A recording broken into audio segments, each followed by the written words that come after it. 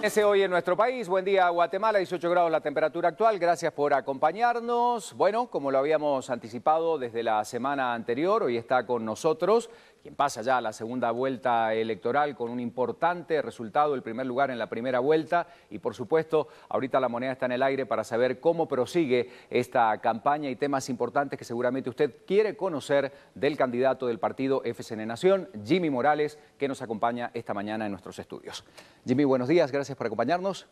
Buenos días. ¿Cómo gusta que le digan? Jimmy, candidato. Jimmy, está re bien, así me dicen todos, hasta los Así, niños. así lo conoce la gente, así ¿verdad? Así me conoce la gente y así me hablan, así me llamo y un privilegio estar acá con ustedes. 22 días han pasado de la primera vuelta, estamos prácticamente a 26 para llegar al 25 de octubre, de aquella entrevista que tuvimos aquella noche en el Centro de Cómputos del Tribunal Supremo Electoral.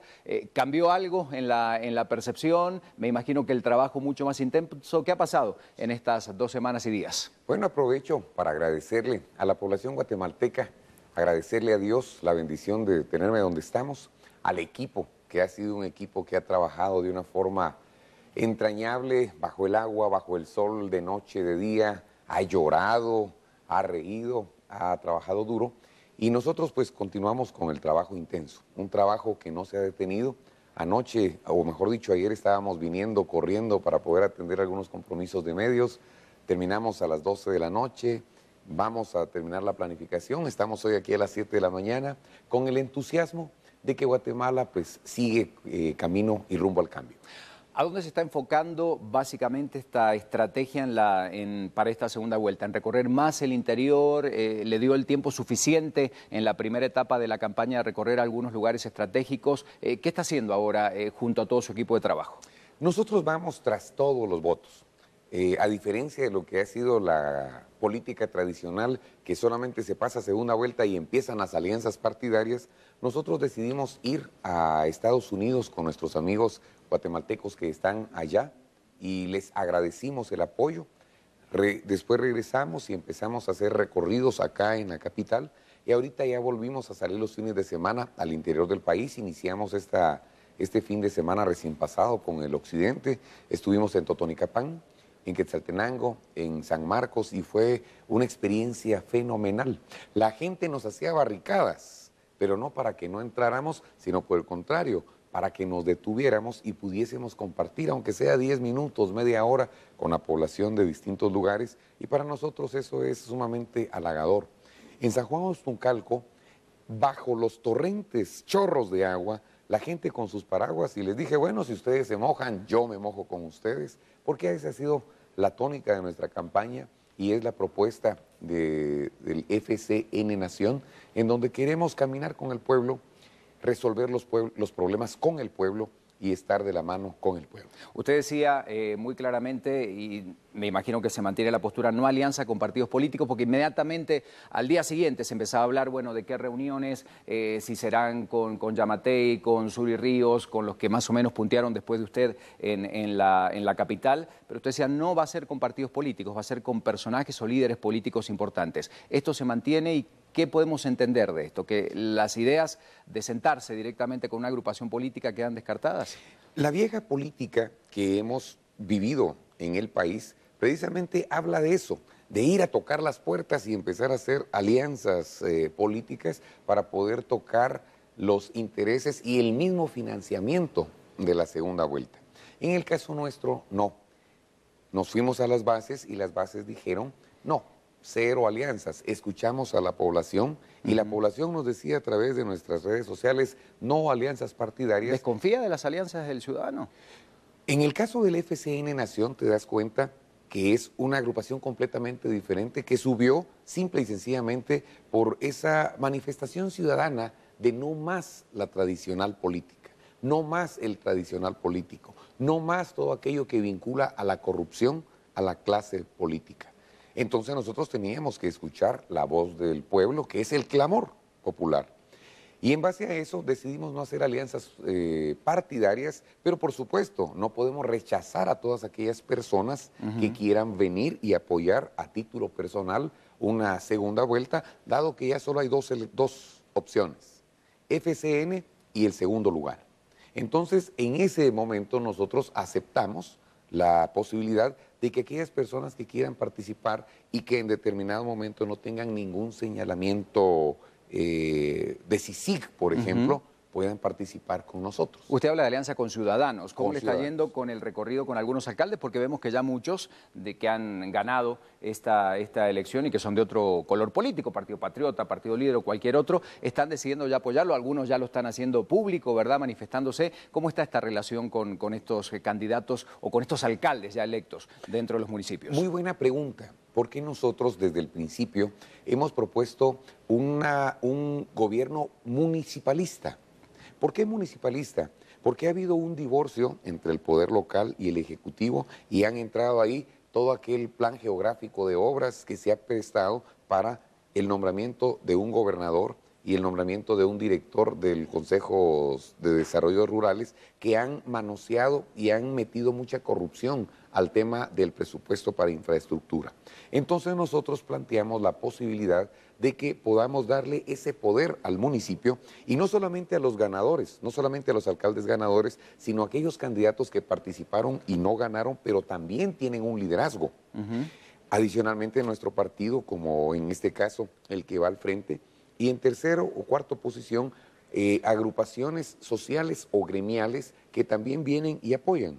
Con eso vamos a conformar una coordinadora departamental en donde ellos nos van a proponer los candidatos para la gobernación y para los consejos de desarrollo urbano y rural. Con eso nosotros vamos a transparentar lo que te platicaba de los presupuestos del Estado y de IVA y de petróleo y toda la cosa que van, y eso lo han visto con muy buenos ojos los alcaldes y hemos llegado a la conclusión de que no importando el color o el partido que los haya propuesto, nosotros les vamos a apoyar desde el gobierno central. ¿Cree que esto va a motivar a que más gente vaya a votar? Porque fue importante la asistencia de votantes en esta primera vuelta, pero muchos dicen que solo les interesaba o estarían preocupados por la elección local, por la elección de su alcalde y que esto podría notarse mucho en las urnas en esta segunda vuelta. Ante esta propuesta que usted está ya lanzando, que está compartiendo con la gente, ¿cree que esos gobiernos locales o que la gente que vive en los municipios más alejados también va a asistir a votar para elegir al presidente Nosotros en esta segunda vuelta? En el partido hemos hecho un análisis que incluso los periodistas deben cambiar. La política está cambiando, Guatemala está cambiando. El análisis del periodista también debe enfocarse a ese cambio porque Guatemala hoy está siendo ejemplo.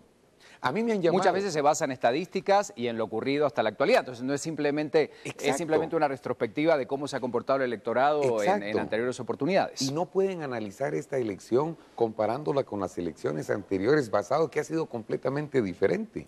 El momento que está viviendo el país es un momento diferente y yo invito a mis amigos periodistas a que vayamos a ese cambio, a que analicemos lo que está sucediendo en Guatemala. A mí me han llamado de Chile, de Ecuador, de México, de Argentina, de Uruguay y me han dicho, ¿qué se siente ser guatemalteco? Me dicen, nos están dando una lección de democracia. Para mí eso me llena de orgullo y conste que yo no tengo responsabilidad en eso. Esa es una corona, una presea que se ha ganado el pueblo de Guatemala y que yo creo que los medios de comunicación y los mismos periodistas debieran hacer ese análisis y debieran ver que el momento, la generación actual de Guatemala está sentando precedentes que deben ser analizados en base al momento que está viviendo Guatemala. Para terminar con el tema de alianzas, hace algunos días nos acompañaba la candidata del partido UNE, cuando se confirmaba que pasaba la segunda vuelta electoral, y ella hablaba justamente de una posible alianza o acercamiento de su partido político con el partido líder. Escuchemos lo que decía para ver cómo responde, porque esto le preguntamos, ella lo decía de esta manera. Escuchemos. ¿Por qué dice que son irreconciliables? Bueno, porque hay diferencias irreconciliables realmente. ¿No se sentaría con Valdizón en la misma mesa? No me sentaría con él en la misma mesa, yo creo que él anda buscando ya una alianza con el candidato Morales, según yo sé. ¿Por qué afirma esto? Bueno, porque en la política todo se sabe y sabemos que ellos están buscando alianzas con el candidato Morales. Y posiblemente ya se sentaron a hablar con él, lo cual también es legítimo. Aquí las alianzas se van a dar con todas las expresiones políticas, siempre y cuando también los partidos tengan algún interés en poder participar de las alianzas. Nosotros lo que estamos haciendo... Bueno, fue contundente ahí, diciendo que posiblemente, o sea, como que lo afirmó, le pregunté de dónde sacaba esa información, dice que en política todo se sabe y que usted habría buscado una alianza con o en Valdizón. política todo se rumora. Sí, y ese es otro tema, el país de las bolas y de las percepciones, y ¿verdad? no el país, sino el partido de las bolas y los rumores. Si ustedes se recuerdan, nosotros hemos sido víctimas desde que inició la campaña de un sinfín de campañas negras y de rumores y de mentiras. Y todo eso es práctica de la vieja política. Yo los invito a que entremos a la nueva política. Todo eso no construye. ¿Por qué no mejor se hacen propuestas? Voy a hacer una sola observación. Estuvimos recientemente en un foro donde fuimos invitados, la señora Torres y yo, a un debate y ella no asistió. Ella quiere debate, pero no asiste. Entonces llegó el candidato vicepresidencial y dijo, vamos a empujar desde el Congreso con nuestros 32 diputados. Y yo dije, eso no es así. Yo me comprometo a luchar por los 158 votos de los diputados para empujar una política de vivienda en un país como Guatemala que tiene 1.600.000 viviendas de déficit habitacional. Aquí no es cuestión, el presidente y el vicepresidente no es cuestión de un partido, es cuestión de un dirigente nacional. No puede hablar de diferencias irreconciliables. Un presidente, según el artículo 182 de la Constitución Política de la República, dice que el presidente de la República es el jefe de Estado, representa la unidad nacional y los intereses del pueblo. Empecemos por hablar las cosas como son, no con rumores, sino con categoría y con verdaderas palabras y no con acusaciones falsas. Desmiente totalmente entonces la posibilidad. ¿Usted no incorporaría a Valdizón, hoy renuncia a la política? Nosotros somos fieles a nuestra línea y dijimos no a alianzas partidarias. Y desde antes de la campaña nosotros señalamos que no éramos parte de la corrupción, anaranjado, verde y rojo, porque se recuerdan que no solo era el rojo.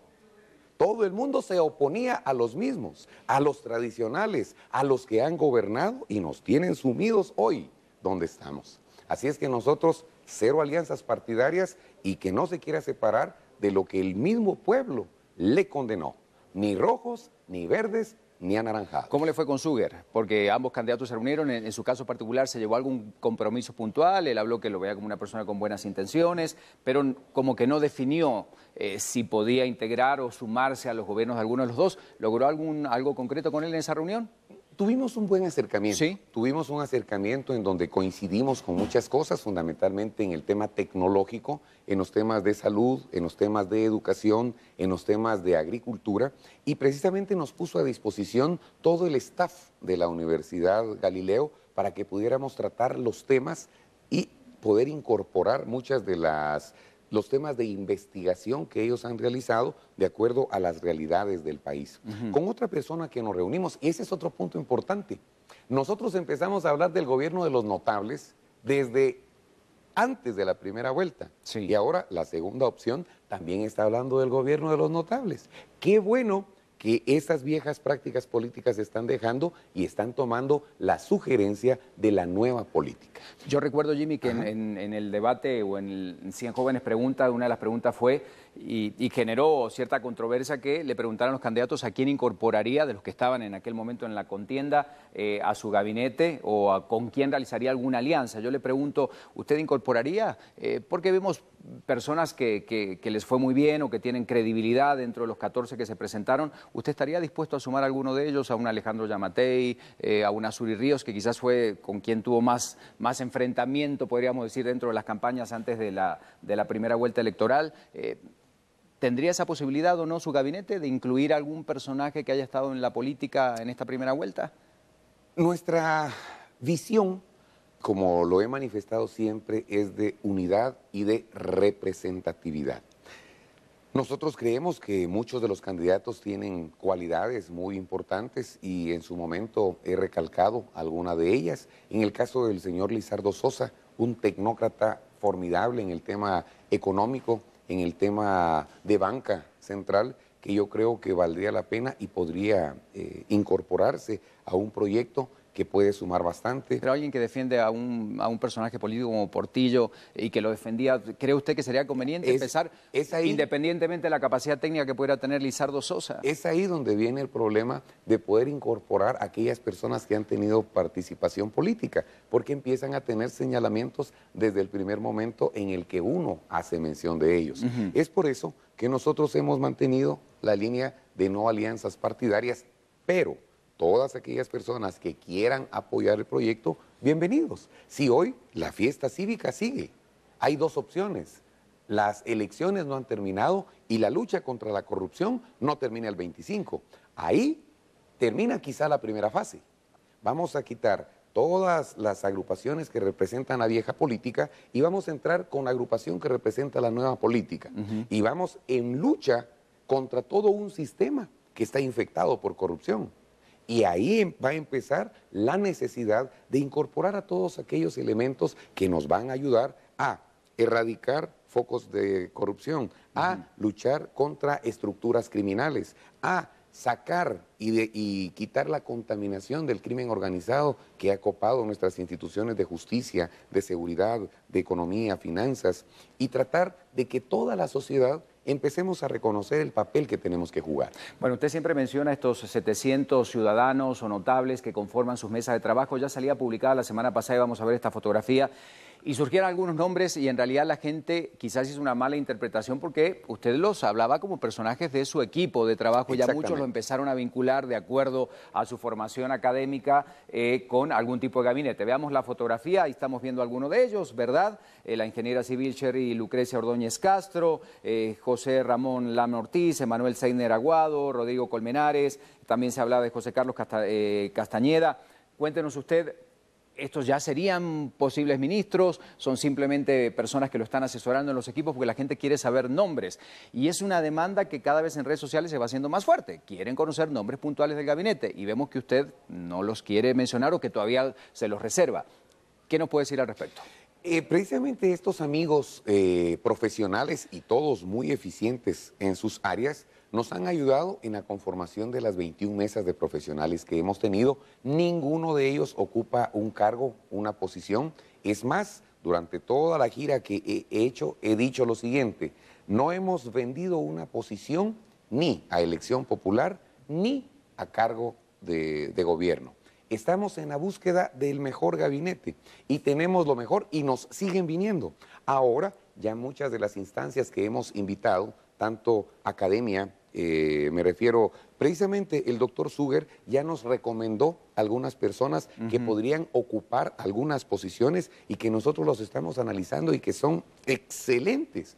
El mismo señor Ricardo Castillo Sinibaldi, nos acercamos a él y nos dijo: con mucho gusto apoyo un proyecto de transparencia como el suyo y con mucho gusto le vamos a hacer llegar nuestras recomendaciones y nuestras sugerencias y cuente con todo nuestro apoyo. Nos hemos acercado a organizaciones sociales y ya nos están viniendo algún tipo de recomendaciones. Hay un grupo de interculturalidad que se denomina... Para no quedarme con la duda, ¿Castillo Sinibaldi para Ricardo Castillo Sinibaldi para algún ministerio o simplemente con el apoyo? Solo digo para descartar cualquier tipo de... Como uno de los notables que podría apoyar y... sugiriéndonos personalidades y ayudándonos en la asesoría ad honorem para la toma de decisiones que transparenten, y quién mejor que él para hablar de transparencia en manejo de fondos no personales, sino fondos, aun cuando son privados, pues generales, ¿verdad? Nos hemos organizado y te hablaba de una agrupación que se llama Interculturalidad, en donde hay pueblos mayas, garífunas, xincas y mestizos, y también ellos ya nos están trasladando sus notables y sus personas para poder nosotros tener un gobierno verdaderamente representativo a nivel nacional, a nivel departamental y a nivel municipal. En faz de esa transparencia que usted tanto promociona, vemos que la campaña también en esta segunda vuelta va a ser en igualdad de condiciones. Se habla de un presupuesto aproximado a los 8 millones. Escuchaba a Orozco el otro día diciendo que es parte de su equipo, que esa iba a ser la cantidad que se iba a invertir en esta segunda vuelta. O sea, ¿siguen en este lineamiento? No, tal vez hay una mala interpretación. Quizá 8 millones en toda la campaña. O sea, sumando también lo que se invirtió en la... Okay. Y eso es si llegamos a tener esa situación, Y es básicamente porque hay amigos de medios que nos quieren hacer donaciones, no precisamente que nosotros estemos manejando el efectivo. Somos muy celosos del efectivo. ¿Lo están apoyando? Porque me imagino que se habrán acercado mucho más empresarios, Mucho. decenas y muchas reuniones que están haciendo para colectar dinero de Exacto. gente que de 10.000, 50, porque me han llegado ya invitaciones a algunas cenas a participar donde dice, bueno, usted puede aportar y me entero que el destino es este, ¿no? Pero esos son grupos ciudadanos que no tienen ningún Totalmente. color político. Hoy en la noche tenemos una reunión, una cena que le está coordinando el señor Luis Oliva, que fue compañero de estudios mío. Mañana tenemos otra cena en el Centro Español organizada por un grupo de señoras que querían recaudar. En algunos están cobrando 50 quetzales, Hasta en 1.000 algunas quetzales. otras 1.000 quetzales por sí. cena. Y yo lo agradezco plenamente porque volvemos. Es una nueva forma transparente de hacer política hasta para la recaudación de los fondos. Y eso me sigue comprometiendo solamente con el pueblo de Guatemala. Jimmy, ¿no cree que si da a conocer algunos nombres claves del gabinete, como en economía, como en gobernación, en temas que realmente son fundamentales, educación, salud, esto le daría cierta claridad o tranquilidad al electorado o usted prefiere reservárselo en el caso que llegue a ser electo presidente? Vamos a seguir en nuestra estrategia de comunicación. Nos estamos enfrentando a poderes políticos bien complejos, que empiezan a rumorar cosas. Ajá. Y que dicen categóricamente ante los medios de comunicación que en política todo se sabe y empiezan a levantar mentiras, a generar rumores. ¿Con qué necesidad vamos a descalificar a un buen ciudadano con las capacidades y las calidades solo por el hecho de la presión que muchas veces no viene directamente de la población, sino de call centers que están tratando de empujar? Porque como no tienen nada que señalar, están buscando más material para generar más mentiras. Nuestra estrategia de comunicación hoy está en base a una propuesta de cambio.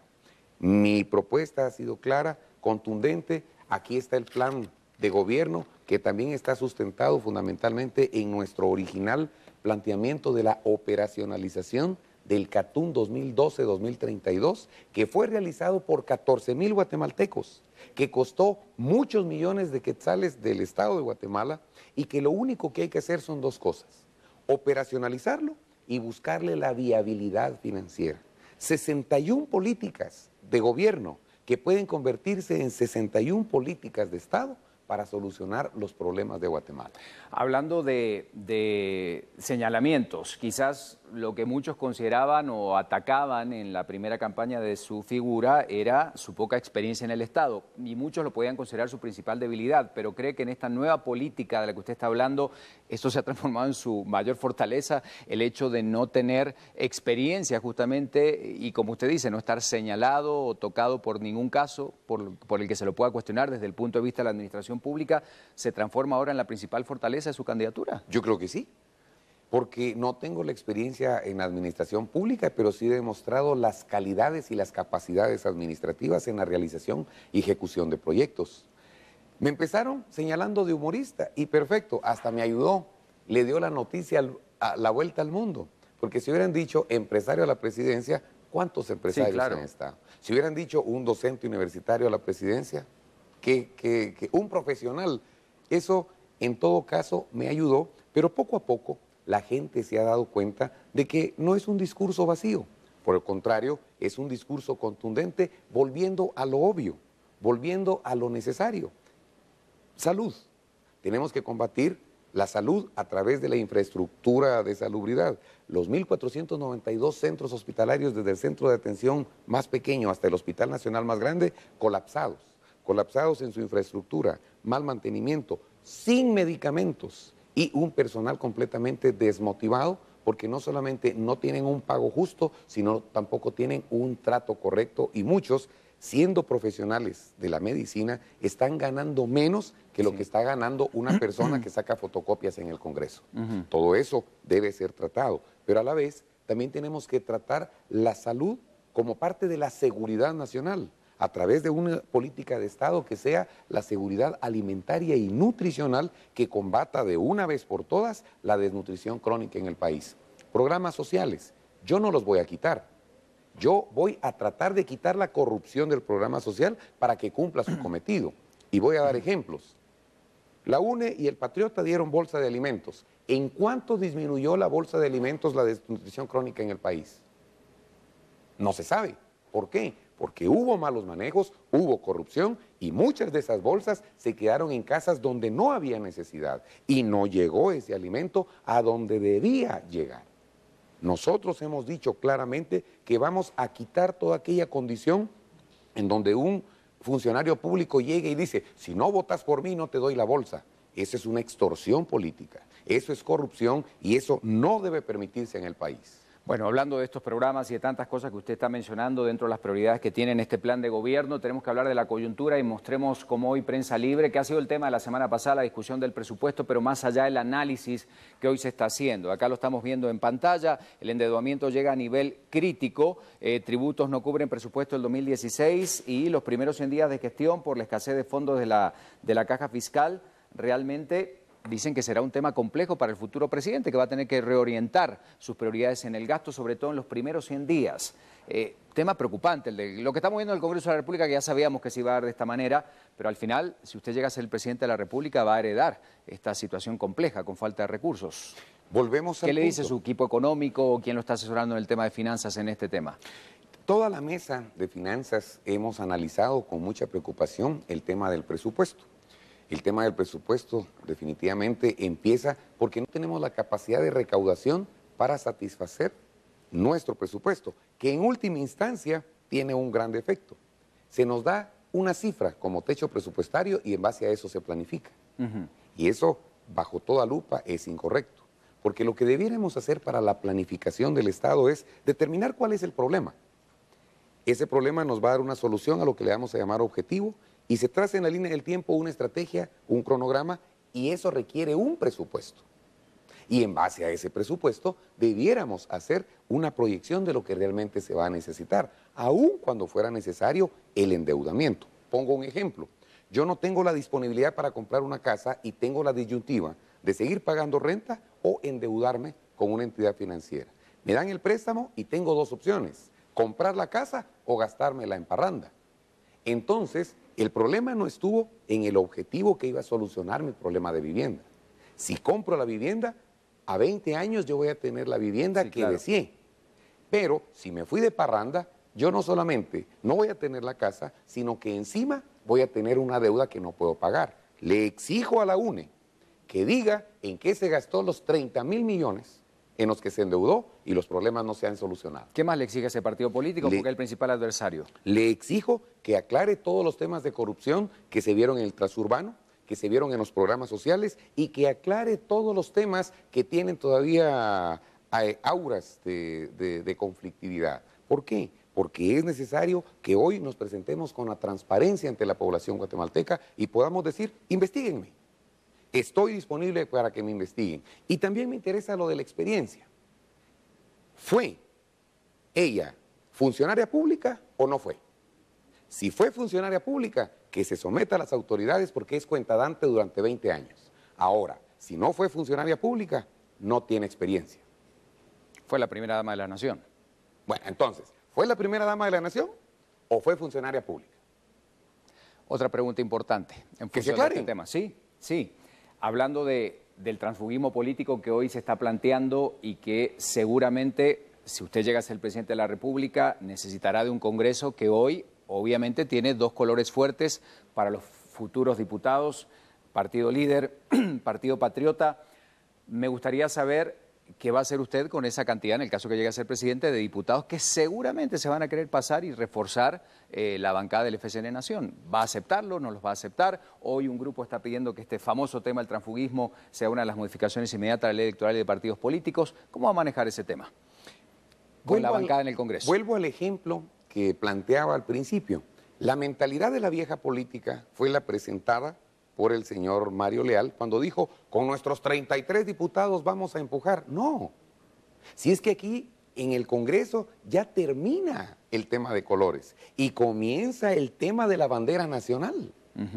Comienza el tema de que no vamos a empujar lo que a una bancada determinada le convenga para apoyar al Ejecutivo. Aquí vamos a apoyar, y el Congreso tiene la responsabilidad de apoyar lo que al país que los eligió deben apoyar. Nosotros necesitamos llegar al Congreso con propuestas reales y el Congreso las debe analizar.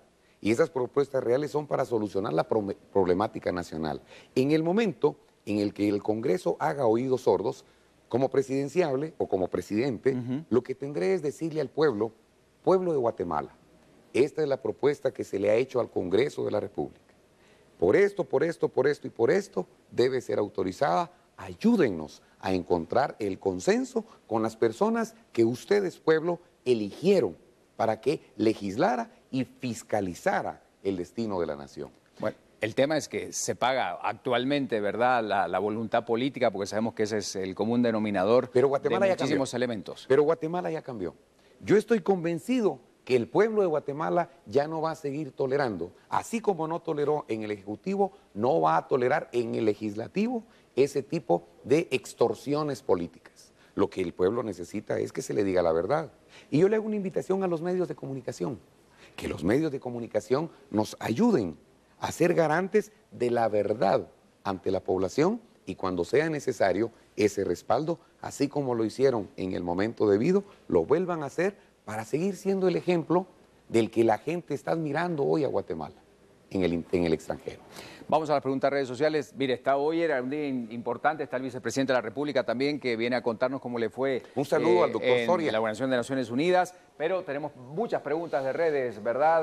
Crista, nos cuenta por favor algunas de ellas, por favor. Muchas gracias, muy buenos días al señor Jimmy. Pues sí, nosotros desde muy temprano lanzamos la pregunta a través de nuestro portal de Facebook. Acumulamos un poco más de 200 comentarios y preguntas, pero vamos a destacar 4 importantes de ellas. Vamos a empezar por la primera. Leo CB dice, buen día, licenciado Jimmy Morales. ¿Qué medios o medidas usará para monitorear la administración de los ministerios, sabiendo que será gente de confianza quien los integrará? Ahí está la pregunta. Los medios que hemos planteado precisamente son los medios de comunicación.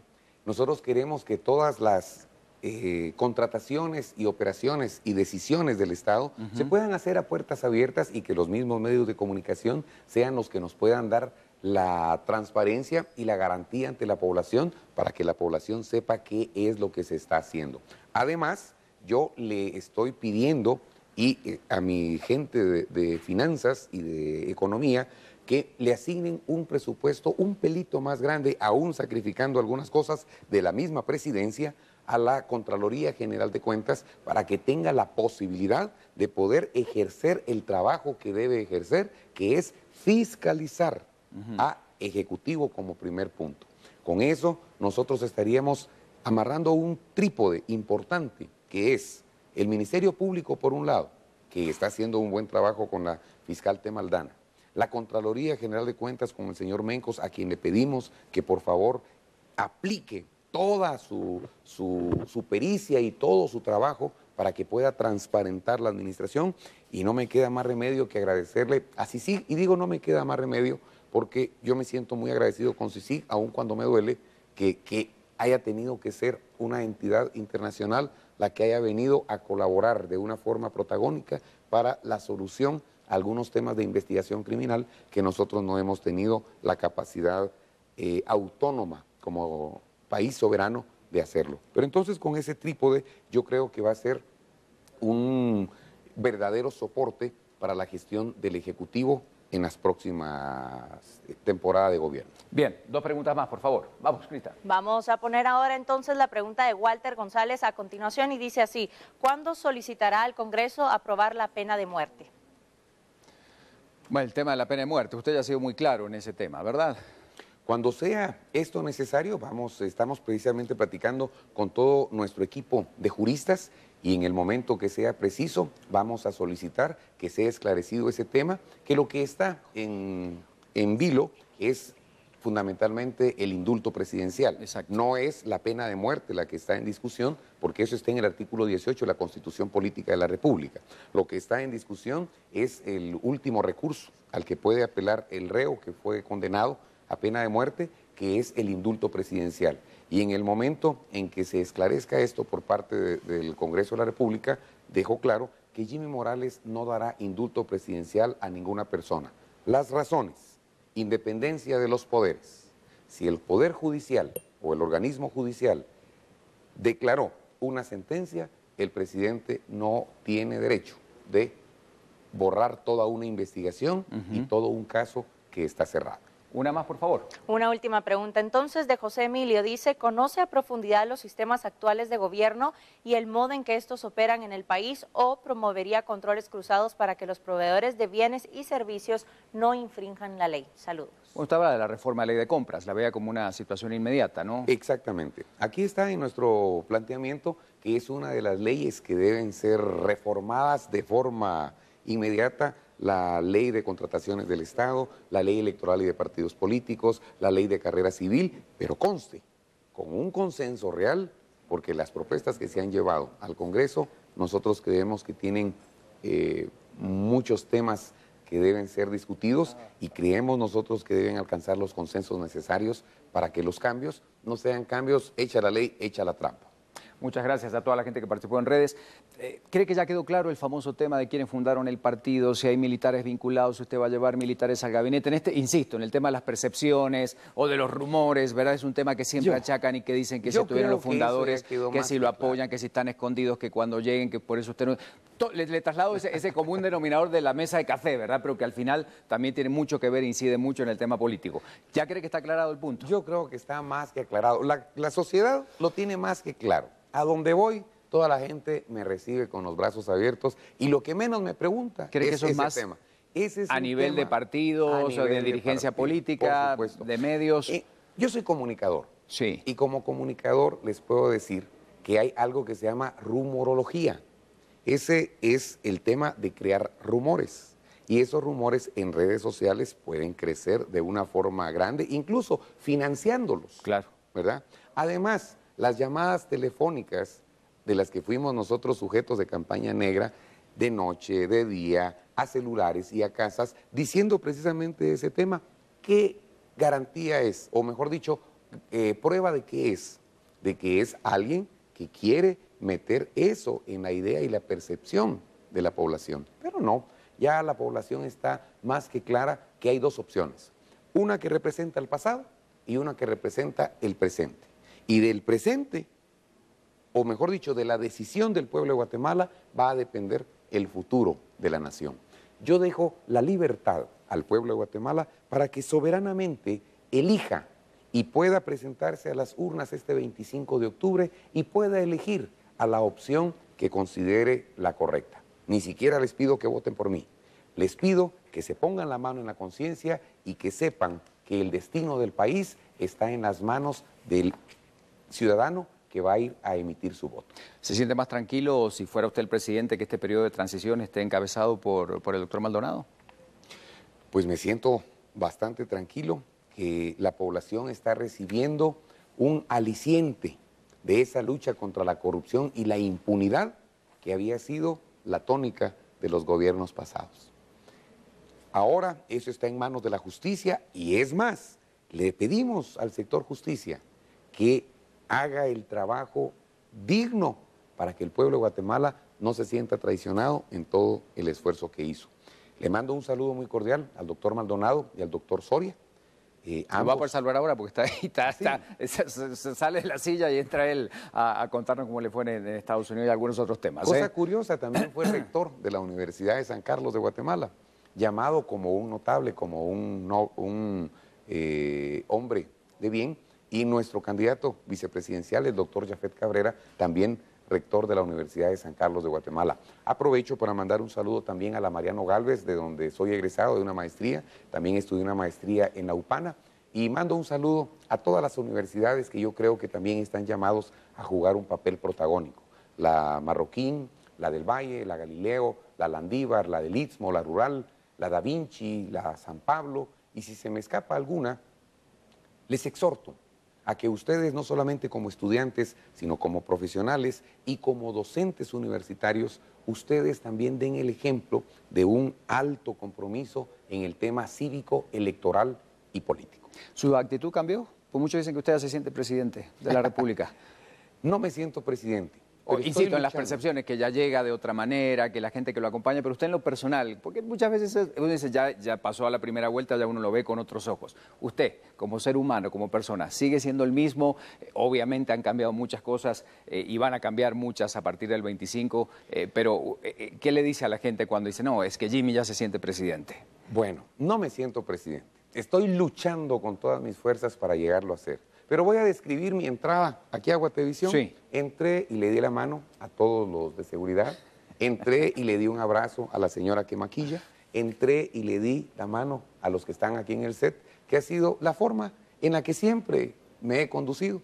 Y creo que Dios me permitirá poner los ojos al cielo, pero siempre tener mis pies puestos sobre la tierra. Bueno, lo bueno es que todo esto queda documentado. Yo que la televisión es así, ¿verdad? Así es. Todo queda así. Así que si llega a ser presidente, aquí platicaremos en varias oportunidades sobre el tema y seguramente antes de la segunda vuelta tendremos que hablar de otros temas también importantes. Claro. Gracias por acompañarnos, candidato.